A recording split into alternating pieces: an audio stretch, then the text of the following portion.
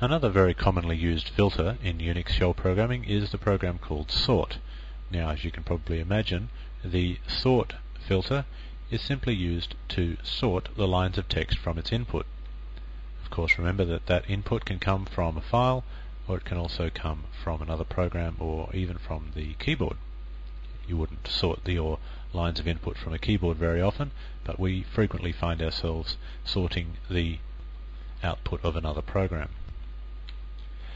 The way you use it is like this. You simply type in the name of the file that you wish to sort, or you can just get the results from another program.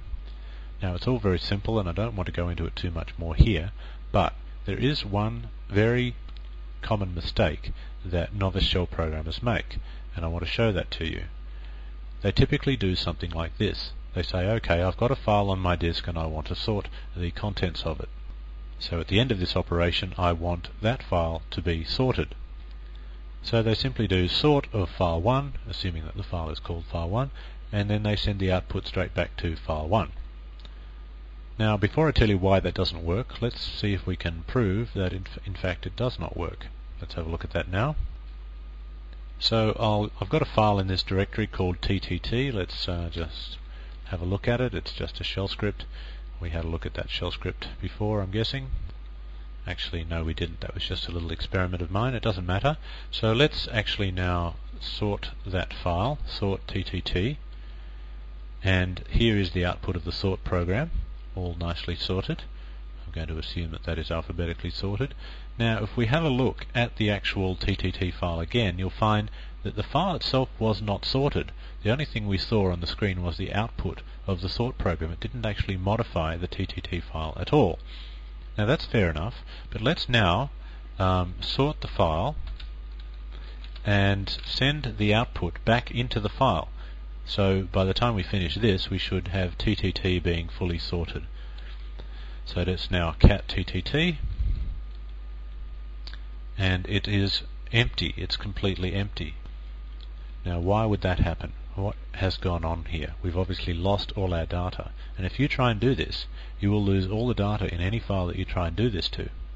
That's almost guaranteed. So can you think what might have gone wrong here?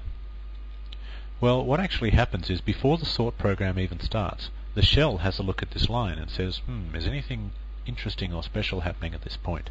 And the first thing it looks at is the very last greater than sign on the line. It says, aha, whatever program we're about to run, the output is going to be sent to a file called ttt. So what I have to do first is I have to prepare ttt to receive the output of the program, whatever program is going to run.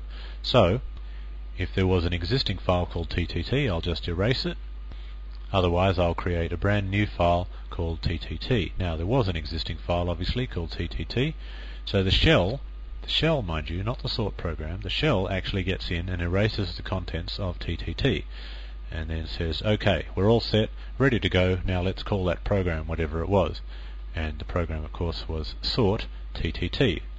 So the sort program is invoked and is set to work on an empty file. And of course, it doesn't really have much to do.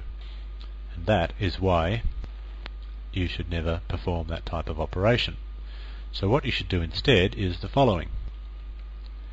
The correct technique is sort file 1 and send the results to another file, some kind of temporary file, maybe call it file 2, it doesn't really matter, and then rename file 2 back to file 1. There is no simpler way of doing it. It might look like there should be, but there isn't. So keep that in mind, not just for sort, but for any filter.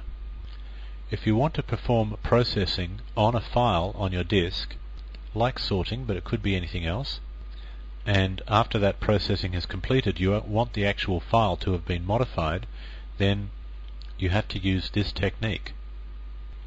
Anyway, that's all I want to say about sort for the moment. Let's move on.